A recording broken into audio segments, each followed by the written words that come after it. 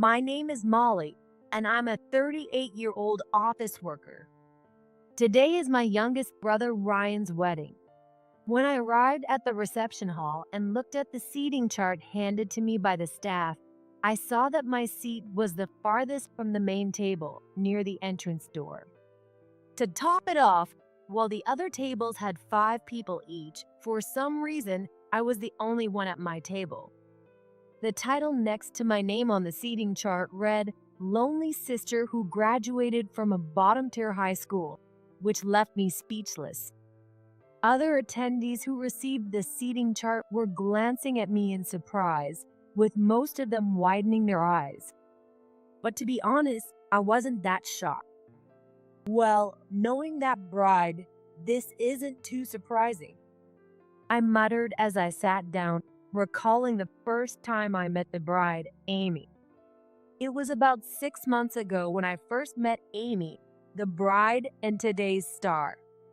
Ryan, who lived in a different apartment in the same complex, sent me a message, looking a bit embarrassed. Can you make some time on your next day off? There's someone I want you to meet. I'm free, but are you sure you're okay, Ryan? I couldn't help but ask. Because Ryan's job is in the NICU, which means he's a doctor in the neonatal intensive care unit. He treats babies born prematurely, babies born small, babies needing help beyond spontaneous breathing, and babies born with illnesses. The NICU is a place where lives are saved 24/7, 365 days a year. So even if he has a scheduled day off, it's common for him to cancel it if there's an emergency or if the condition of a baby he's caring for suddenly changes. Most family members, close friends, and healthcare professionals understand this situation. However, some of Ryan's past girlfriends would get angry every time he was called to the hospital, saying things like, "You don't treat me special," or the classic, "What's more important, your job or me?" This often led to the relationship falling apart. So Ryan usually ends up breaking up with them. Even though he's my real brother, he's a high-spec guy, tall, high income, and reasonably handsome. It's not uncommon for women who regret losing him to contact me day and night, asking me to tell Ryan to reconsider, or even showing up at my workplace. Ah, sure, I've caused you trouble in the past, but I think this time it'll be fine. She's a really wonderful woman. Well, I'll trust your judgment this time, Ryan. So, where should we meet? We decided to meet at the tea lounge of a hotel near the next station the following weekend. On that rainy day, I finished some errands and headed to the hotel lounge. It wasn't raining heavily when I got off the train, so I walked to the hotel, but it started pouring halfway there, and by the time I reached the entrance, my shoulders and skirt hem were wet. I still have some time, so maybe I'll freshen up in the restroom, I thought as I headed to the restroom and touched up my makeup in an empty powder room. Since it was the weekend, the restroom was fairly crowded with women who seemed to be there for arranged marriage meetings or wedding receptions. I heard a woman who was touching up her makeup behind me talking to a friend she had apparently run into. I wasn't eavesdropping, but their voices were so loud that they drowned out the softly playing classical music, and it was impossible not to hear every word of their conversation. It seemed they were friends who had graduated from a school where students automatically advanced to the next grade, one of whom had married a doctor she met at a mixer and was now enjoying her life as a high-profile wife. But it was tough at first. He said he wanted to be a doctor, inspired by TV series about rural healthcare, and I almost ended up in the middle of nowhere. No way, that's like fraud. So what did you do? What else could I do?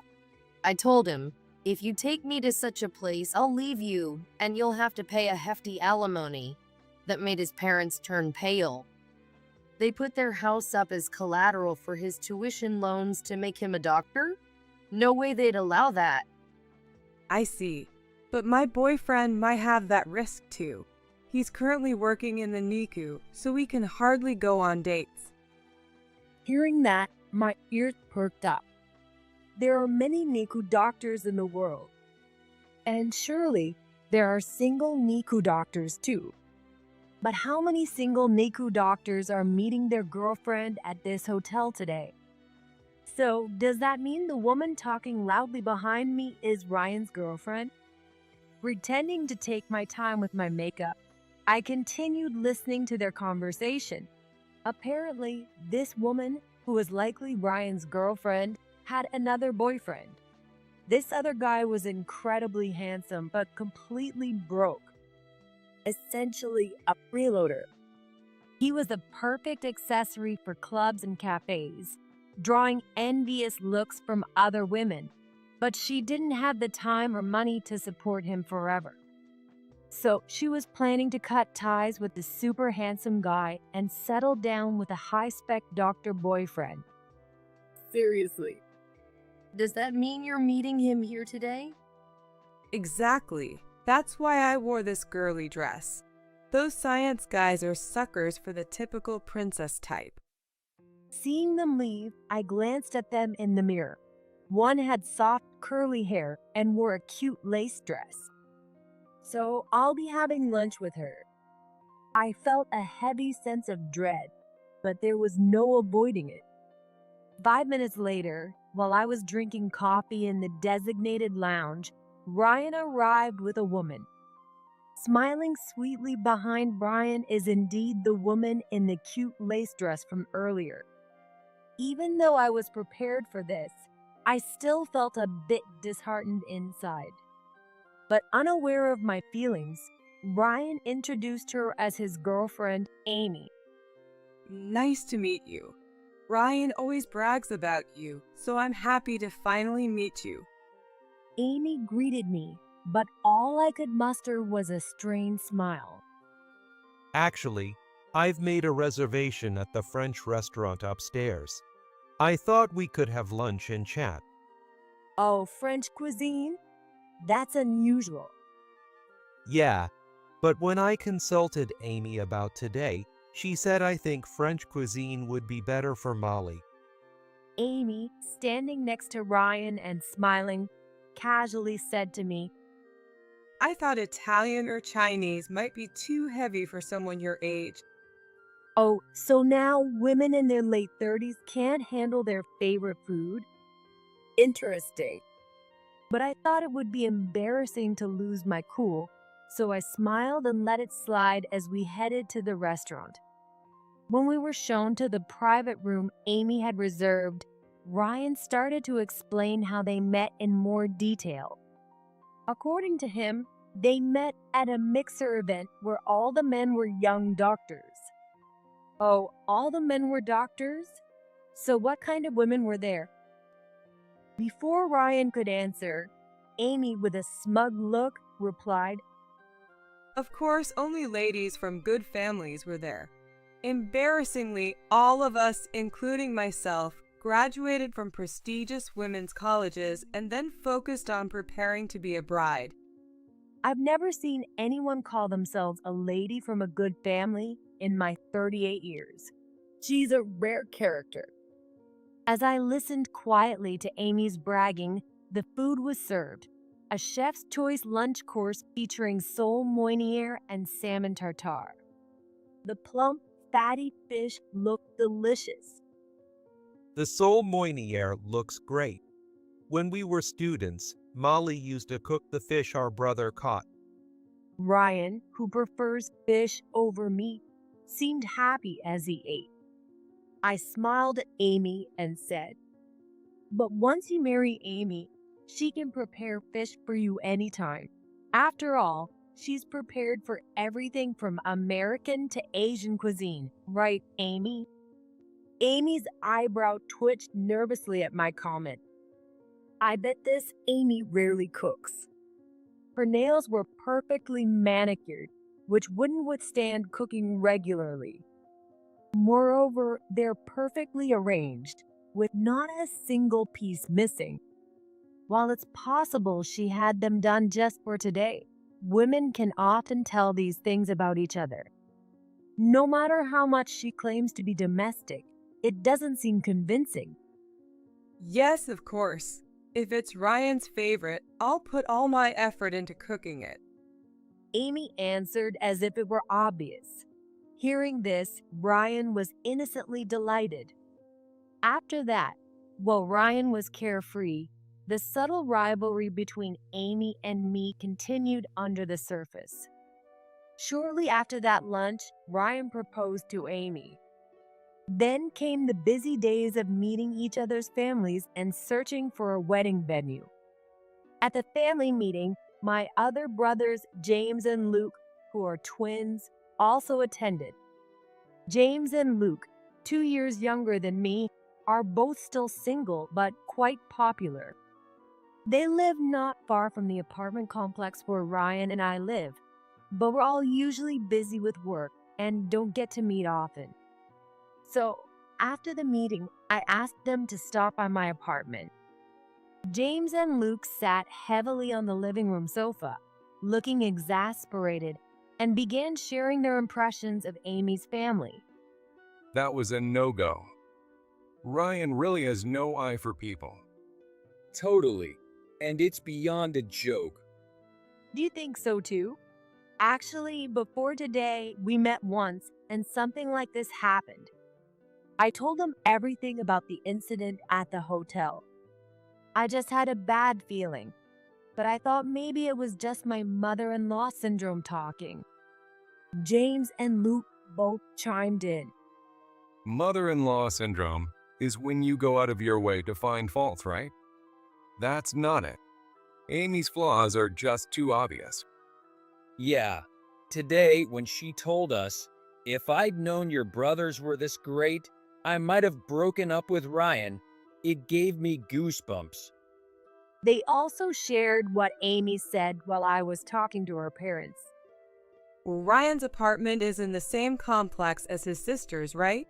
No offense, but even though she raised you, she's still single. If she stays close by, I'm worried she'll end up needing care from us in the near future.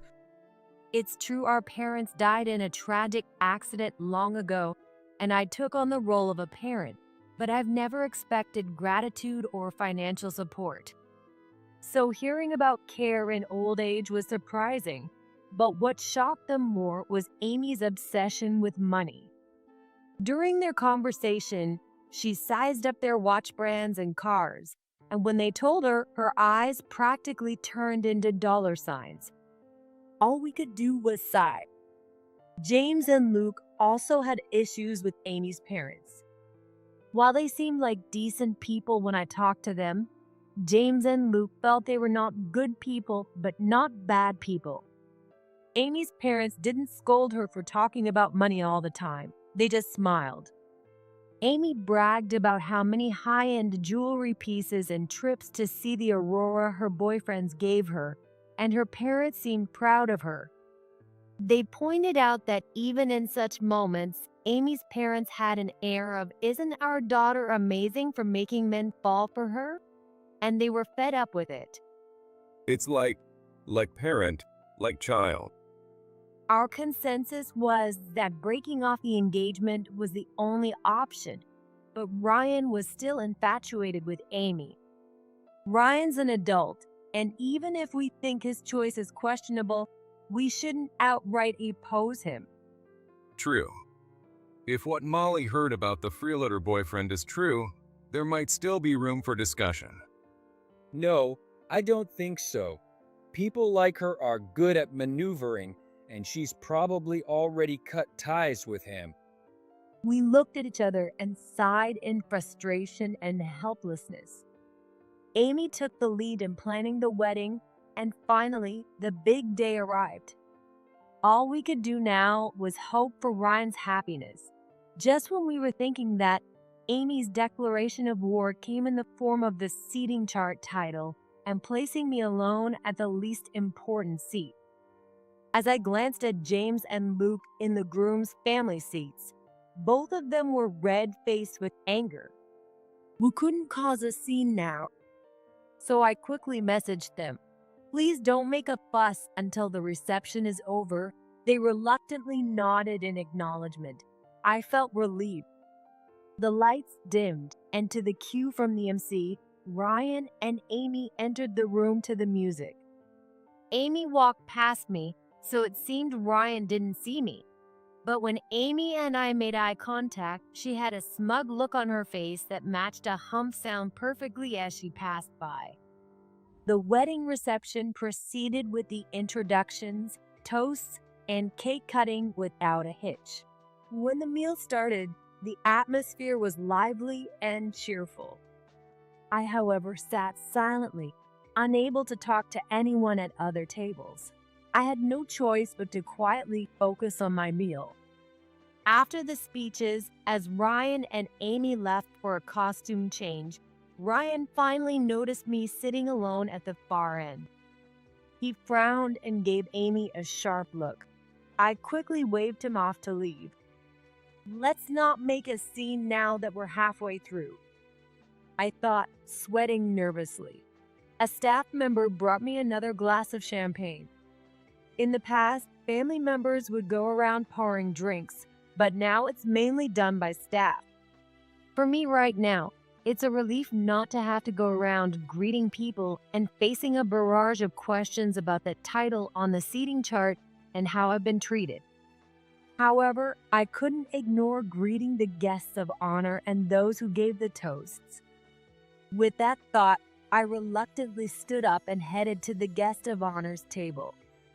The guest of honor on Ryan's side was Charles, a respected physician and a senior graduate from the same university as Ryan.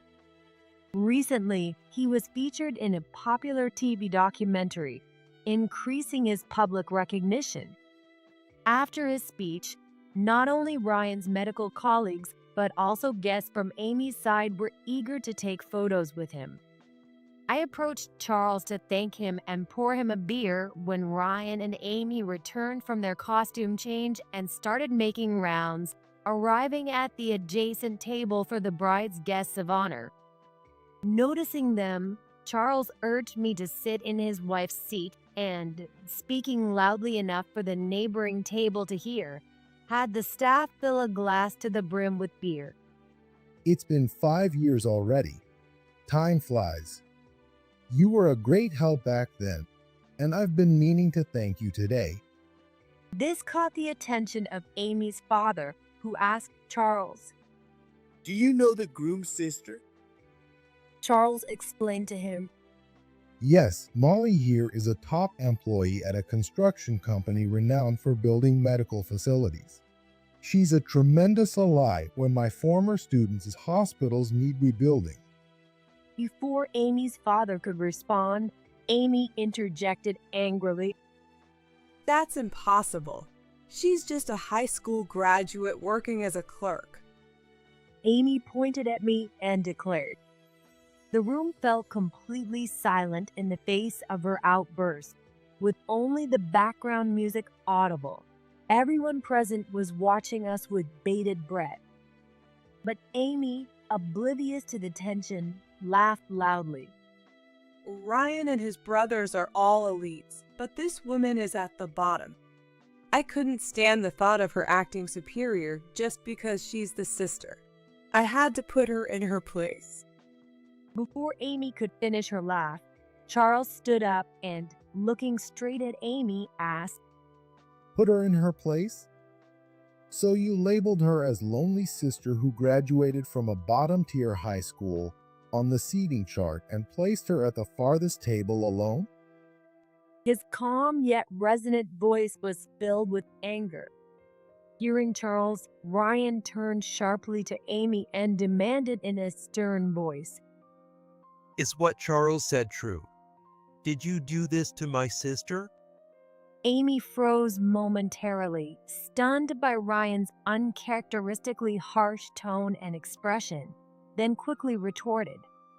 So what if it's true? You two are trying to polish her image, but it's all a sham. Ryan's face grew even sterner as he yelled at Amy. Who are you calling a bottom-tier high school graduate?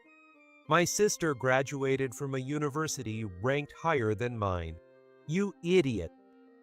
While the ranking might be debatable, I am indeed a university graduate. However, Amy's claim of me being a high school graduate clerk was not a complete fabrication. Our parents, who had worked as a head chef and a waitress at a classic restaurant, tragically passed away in an accident shortly after opening their own restaurant when I started university. To make matters worse, our savings were nearly depleted because our parents had used them for startup funds, and due to missing payments after switching their pension plan, my younger brothers couldn't receive their survivor benefits. The insurance payout from the other party in the accident had to be used to cover the closure of the newly opened store and loan repayments, leaving my siblings and me in immediate financial distress. I dropped out of college to support my siblings by working as a clerk at a local construction company. Over the next 7 years, James and Luke managed to graduate from college through scholarships and part-time jobs. Upon receiving their first salaries, they handed all of them to me, telling me to pursue my dreams while they took over the family's financial responsibilities from then on. So, I studied hard with Ryan and transferred to a technical institute when he started university. I considered going back to university, but taking my age and the gap in my education into account, I decided to gain specialized skills at a technical institute instead. Thanks to the guidance of colleagues and superiors at the construction company, I managed to graduate. In my case, because I wanted to transfer to a department that didn't depend on my high school major, there were few technical colleges that would accept me. After entering institute, I lived apart from my brothers, surrounded by classmates about 5 years younger than me. I pushed myself to catch up on math and physics, cutting down on sleep and studying hard. As a result, I achieved top-class grades and, with encouragement from those around me, decided to transfer to a university to gain more advanced knowledge and skills. With continued effort, I was able to join the construction company where I now work. Ryan, now with a furious expression, along with James and Luke, who had come over, took turns explaining this to Amy. But Ryan told me my sister graduated high school and worked as a clerk to support us. I told you the rest, didn't I? You were probably distracted by that freeloader boyfriend of yours. Amy was doubly shocked. We were also surprised that Ryan knew about the freeloader. It turned out that shortly after he started dating Amy, another woman from the same mixer had sent him a tip-off email. At that time, I thought the woman was just dissing Amy to promote herself, and I figured everyone has some dirt at our age, so I ignored it. But now, knowing the whole story, everything had changed. I can't understand you at all. You're delusional. There's no way I can live with someone like you as my wife. I can't even see you as a fellow human being anymore. You're on the same level as a cockroach. Ryan's words cut through Amy. The guests who witnessed the exchange also started mocking her, saying things like, "Unbelievable," and "How shameless can you be?" I'm very displeased to be associated with such shameless people. I'm leaving. The president, the guest of honor on Amy's side, stood up and said so, and following his lead, the guests began to leave one by one. Such disgraceful parenting. How shameful. Some muttered loudly as they left, causing Amy's family to turn pale. After that, we thanked the staff for managing the chaotic situation, and my siblings and I, along with the guests on the groom's side, left. Encouraged by Charles and others, Ryan went on to drink with friends and colleagues until morning at the now canceled second reception venue. Amy's side tried to contact Ryan and us siblings with numerous calls and messages, but we ignored them on the advice of James's friend, who had become Ryan's impromptu lawyer at the wedding. After discussions, it was decided that Amy's side would cover all the wedding and honeymoon costs, and the engagement was broken off without any compensation from either side. The damage was minimal, and now I can forget it ever happened. Ryan said. However, according to the lawyer, Amy's side faced severe consequences. Her father, who angered the president, made a major mistake in his attempt to make amends and was transferred to a remote area. Amy, who had bragged about being a winner, couldn't stand the gossip and followed her father with her mother to his new location. As for me, I became busier than ever, taking on a hospital reconstruction project brought to me by Charles. Work will be my partner for now, but I'm looking forward to it.